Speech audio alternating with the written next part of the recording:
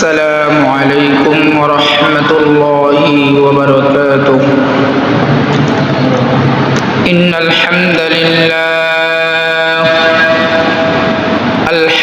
لله الذي جعل الشمس والقمر بحسبان والنجم والشجر يسجدان وفضل زمانا على زمان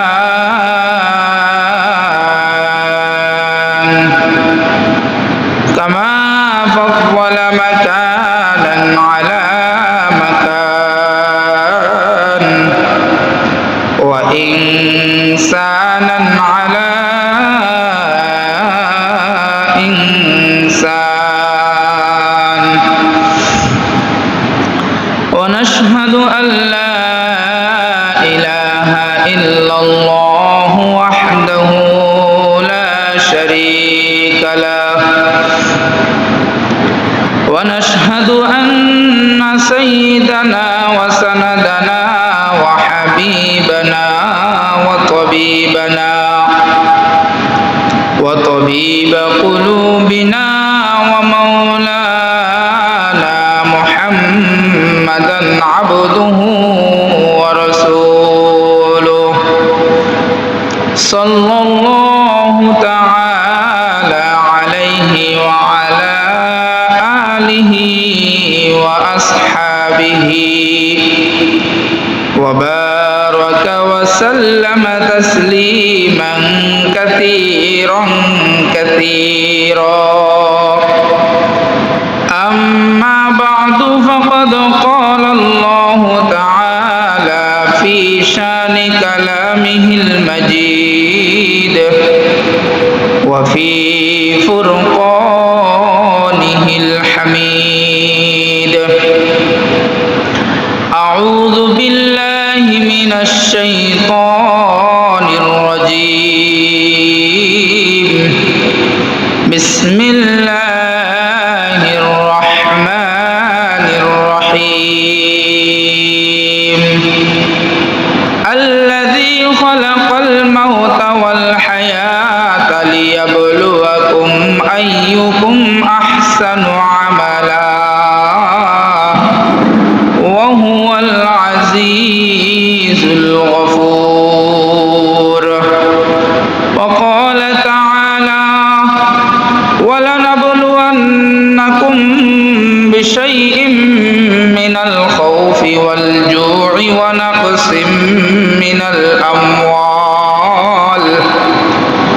ونقص من الأموال والأنفس والثمرات وبشر الصابرين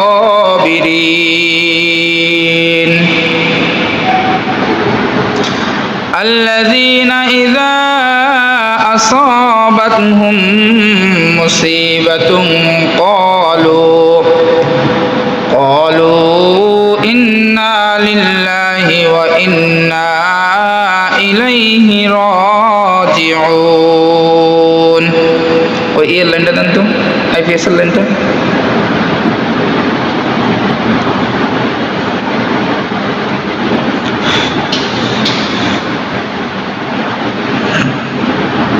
হ্যাঁ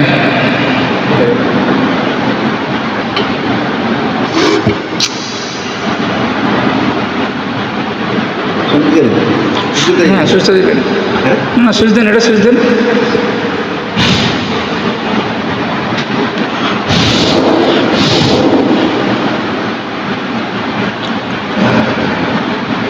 صدق الله مولانا العظيم وصدق على رسوله النبي الكريم ونحن على ذلك لمن الشاهدين والشاكرين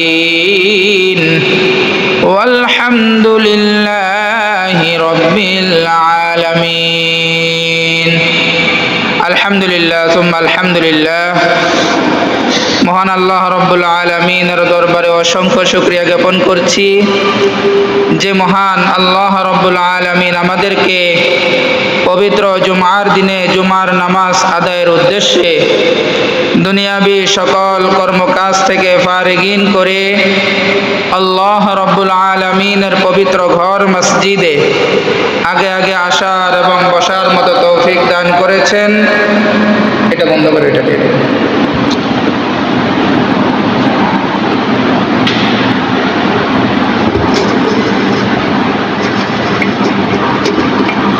সেই মালিকের দরবারে আমরা সকলে শুকরিয়া জ্ঞাপন করি, আলহামদুলিল্লাহ।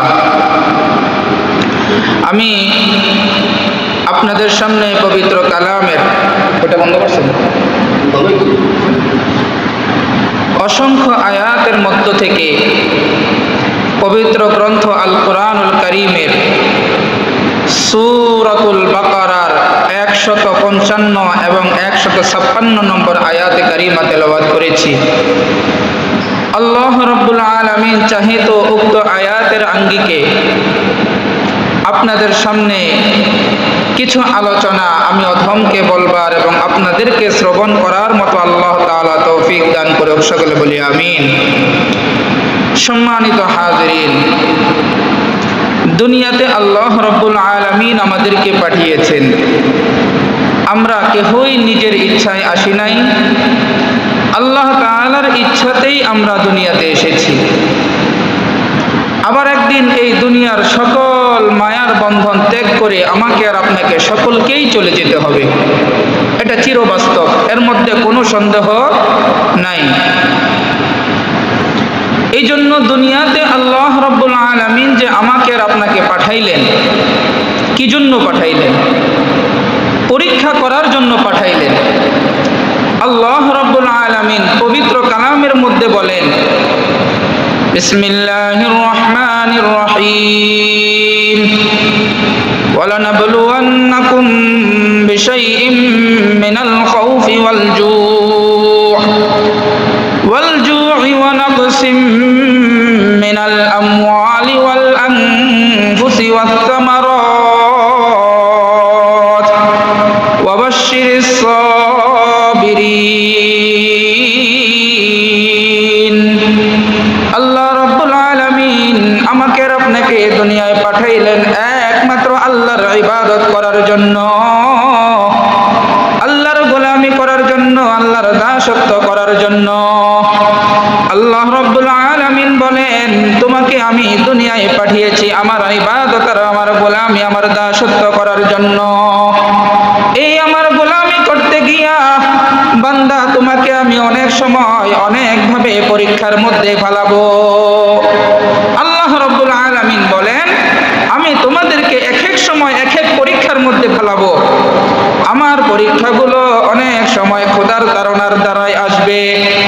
ক্ষুধার তাড়না দিয়ে আমি আল্লাহ তোমাকে পরীক্ষা দিব, মালের নুসরাত দিয়ে আমি তোমাকে পরীক্ষা দিব, জানের উপরে খতরা দিয়ে আমি তোমাকে পরীক্ষা করব। কিন্তু গোলাম, তুমি আমি আল্লাহকে কোনোভাবেই ভুলে থাকা যাবে না। আল্লাহ রাব্বুল আলামিন বলেন, আল্লাযীনা ইযা আসাবাতহুম মুসিবাতুন ক্বালু ইন্না লিল্লাহি ওয়া ইন্না ইলাইহি রাজিউন। আল্লাহ রাব্বুল আলামিন বলেন, গোলাম, আমি তোমাকে এই দুনিয়ার বুকে পাঠিয়েছি। আবার যত মুসিবত আসবে আমি আল্লাহর পক্ষ থেকেই তোমাকে মুসিবতের মধ্যে ফেলবো। কিন্তু মুসিবতের তাড়নায় পরে আমি আল্লাহ তাআলাকে ভুলে থাকা যাবে না। আমি আল্লাহর মুসিবতগুলো রহমত স্বরূপ নিয়ে আমি আল্লাহ তাআলার উপর তোমাদের ধৈর্য ধরতে হবে। সুবহানাল্লাহ।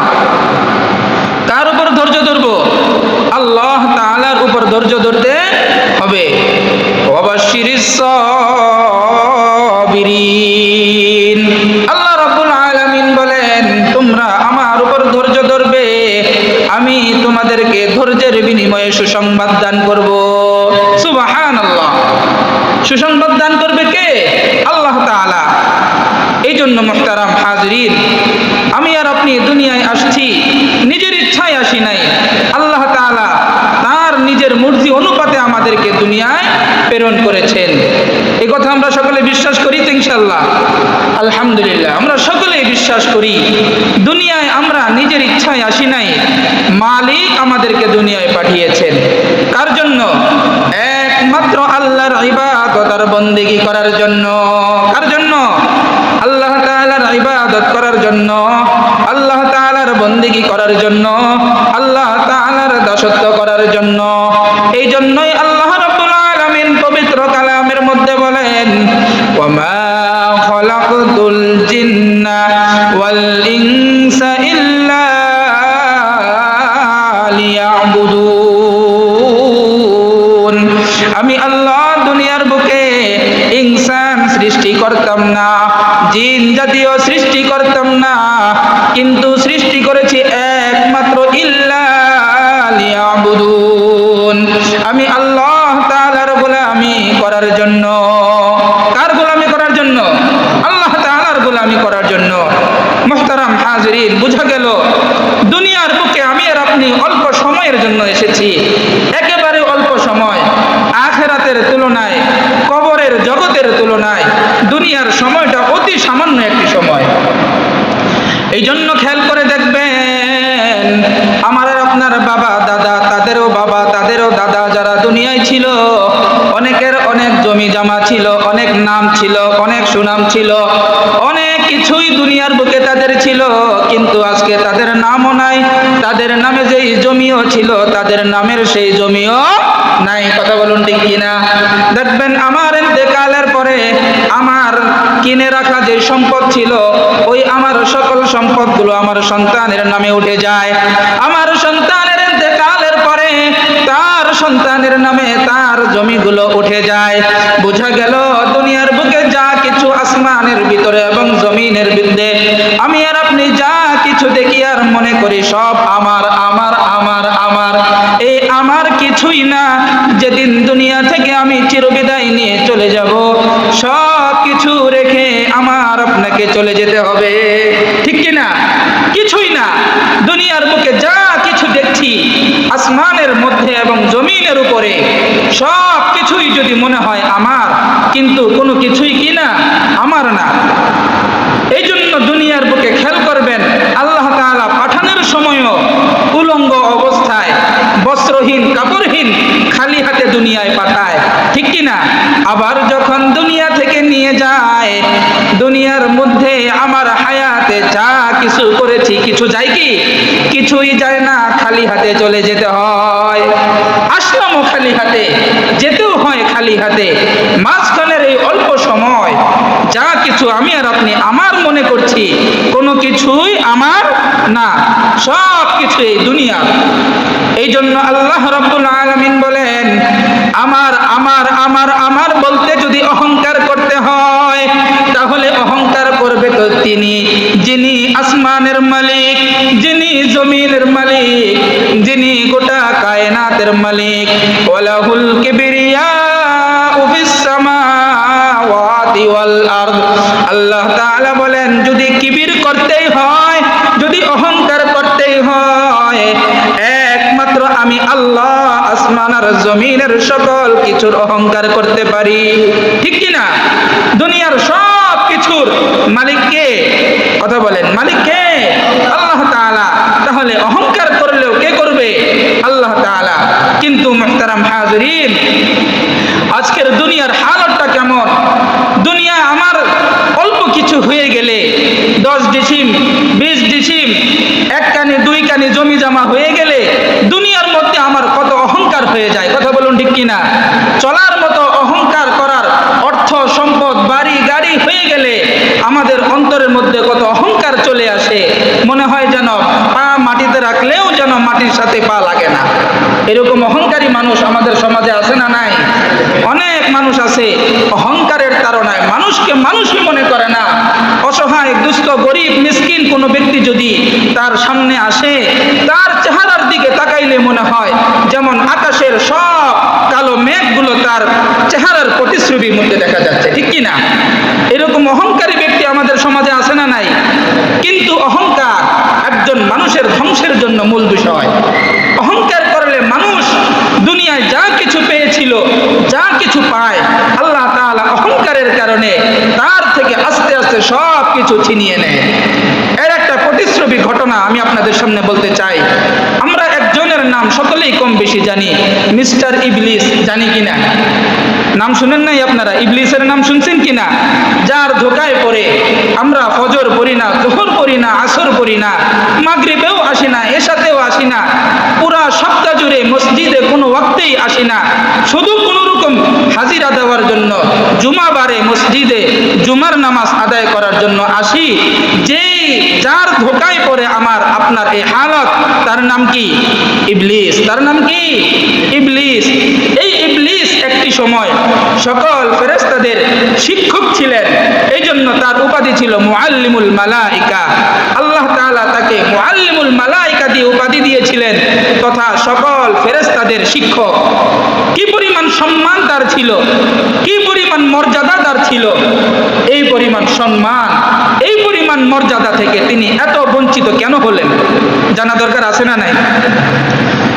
এই ঘটনা বলতে গিয়ে পূর্বে আমাদেরকে ফিরে যেতে হয়।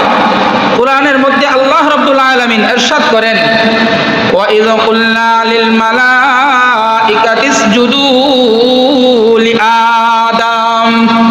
আল্লাহ রাব্বুল আলামিন যখন আমাদের আদি পিতা হযরত আদম আলাইহিস সালাতু ওয়াস সালামকে সৃষ্টি করেছেন, আল্লাহ রাব্বুল আলামিন আদমকে সৃষ্টি করার পরে সকল ফেরেশতাদেরকে ডাক দিলেন, একত্র করলেন।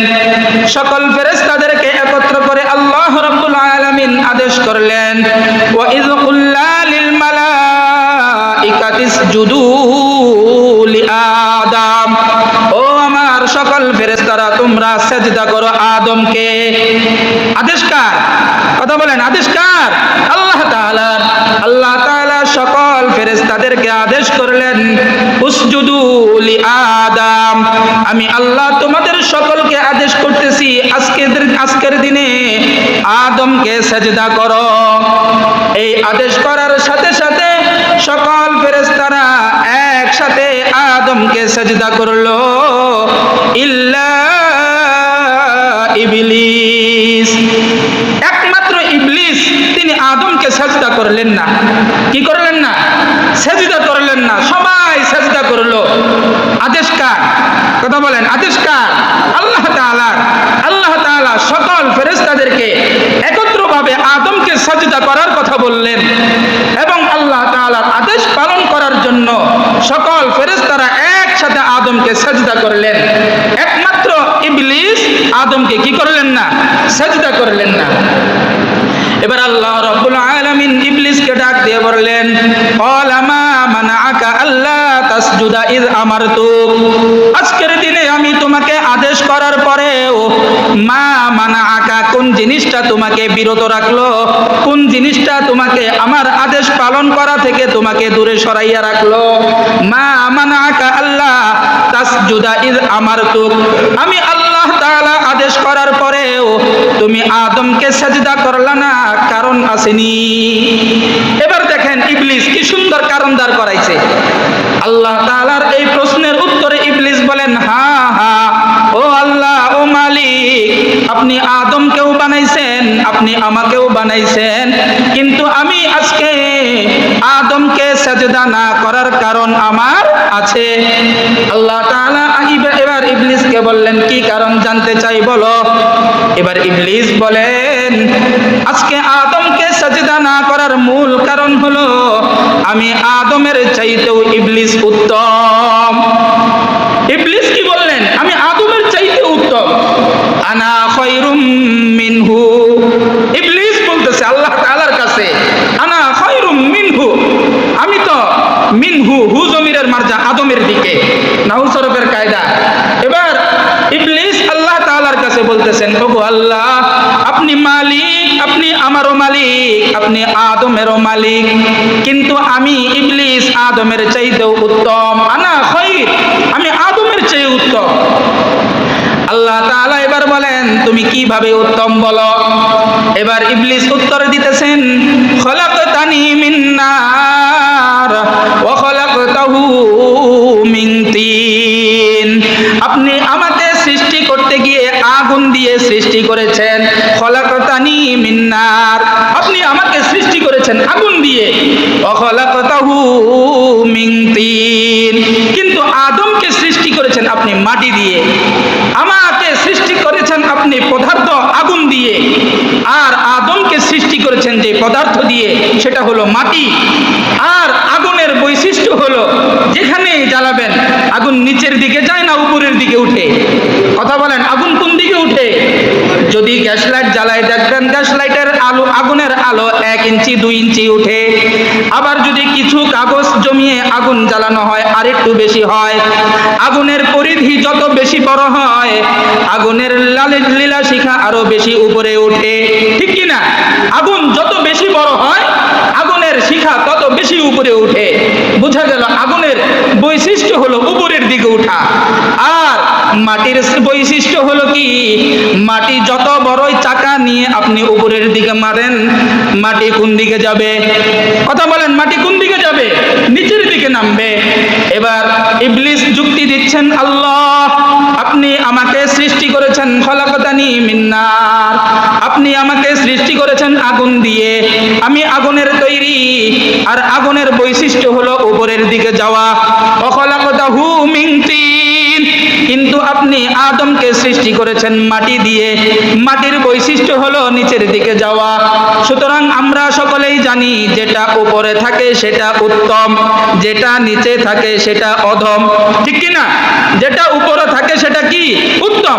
আচ্ছা বলেন তো, যদি আপনার কাছে দুইটি ভলিউম দেওয়া হয়, একটি কোরআনের ভলিউম আর একটি ইংলিশ বইয়ের ভলিউম, আপনাকে যদি বলা হয় একটা আরেকটার উপরে রাখেন, কোনটা উপরে রাখবেন?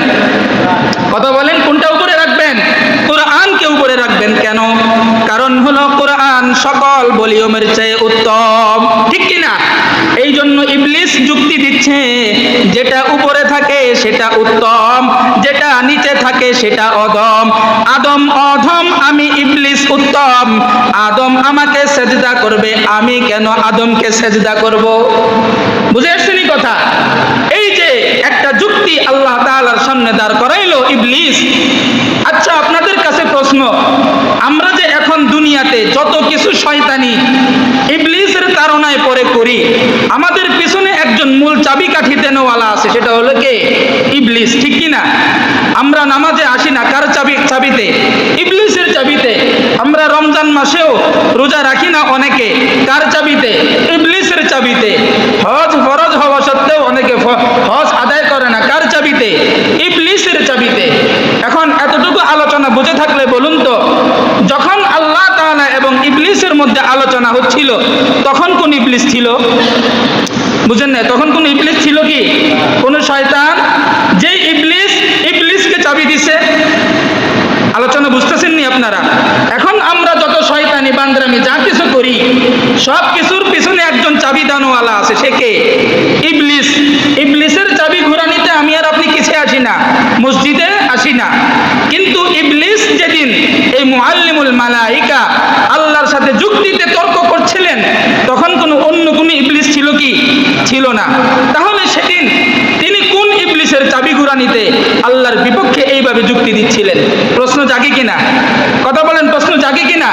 সেদিন যেই ইবলিস এই ইবলিসের মধ্যে শয়তানি চাবি দিচ্ছিলেন সেটা হলো অহংকার। সেটা কি? অহংকার। কথা বলেন, সেটা কি? অহংকার। ইবলিস সেদিন আগুন দিয়ে তাকে সৃষ্টি করা হয়েছে, তিনি মুআল্লিমুল মালাইকা, ফেরেশতাদেরও সর্দার, ফেরেশতাদেরও শিক্ষক। এই অহংকারে তিনি অহমিকায় তিনি তার কলব ভরে গিয়েছিল, যার কারণে আল্লাহ তাআলার আদেশ সে সেদিন কি করেছেন? লঙ্ঘন করেছেন, ঠিক কি না? বোঝা গেল মুহতারাম হাজিরিন, ইবলিসকে তিনি ইবলিস বানাইলেন সেটা হলো অহংকার। সেটা কি? মুআল্লিমুল মালাইকা থেকে, ফেরেশতাদের শিক্ষক থেকে ইবলিসকে ইবলিস যিনি বানাইলেন সেটার নাম কি? অহংকার। আজকে আমাদের সমাজের অনেক মুসলমানের কলবের মধ্যে অহংকার আছে না নাই? দেখবেন কিছু টাকা হয়ে গেলে টাকার অহংকার, ক্ষমতার চেয়ার পাইলে ক্ষমতার চেয়ারের অহংকার, শিক্ষা দীক্ষা অর্জন করলে শিক্ষার অহংকার। আছে না নাই? কথা বলেন, আছে না নাই? আপন দুই ভাই এক মায়ের বুকে স্তনের দুধ পান করেছে। আল্লাহ তাআলা দুই ভাইকে দুই ভাবে সাবলীল করেছে।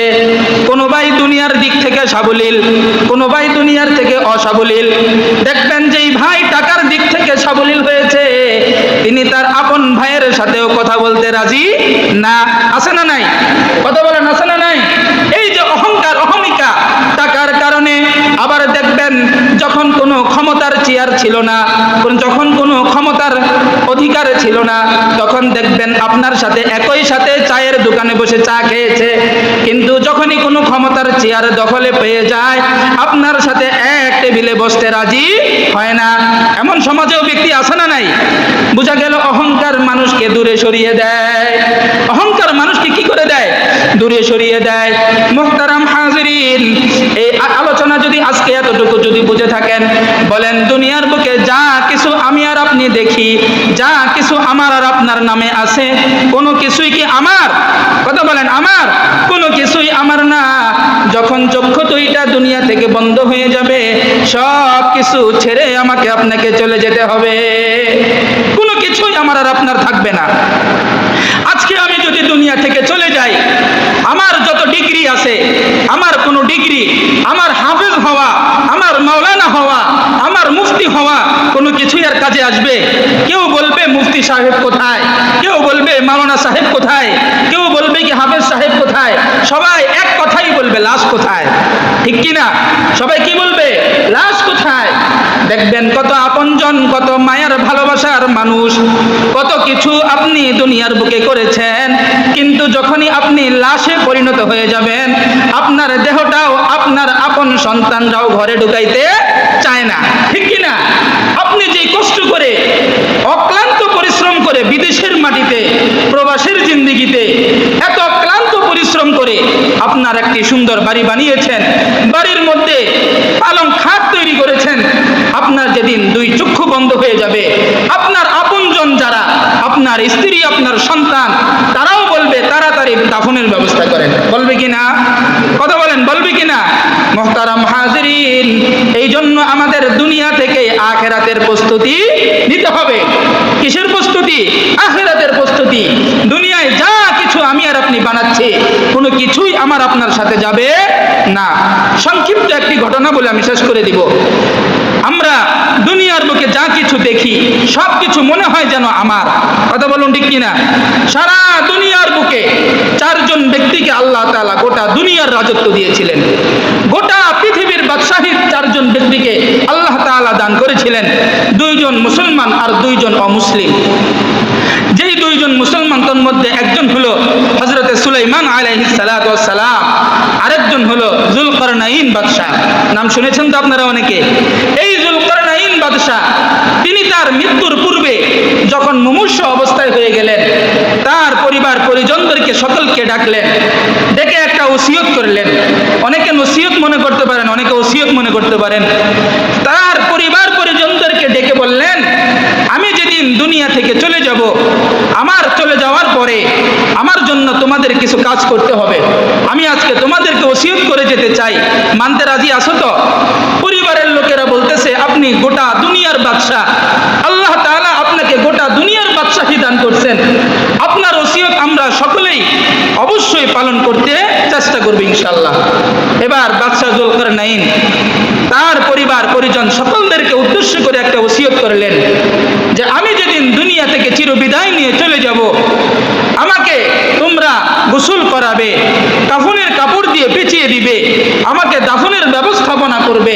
কিন্তু আমার ওসিয়ত হলো, আমাকে যখন কাফনের কাপড়ের ভিতরে ঢুকাইবা, সারা মানুষ আমাকে দেখার জন্য, এক নজর আমাকে দেখার জন্য, শেষ বিদায় দেওয়ার জন্য, আমার লাশটা দেখার জন্য আমার কাছে আসবে। ঠিক কি না? দেখবেন কোন ব্যক্তি সমাজ থেকে যখন বিদায় নিয়ে, দুনিয়া থেকে চির বিদায় নিয়ে চলে যায়, আমরা লাশ দেখার জন্য যাই কিনা?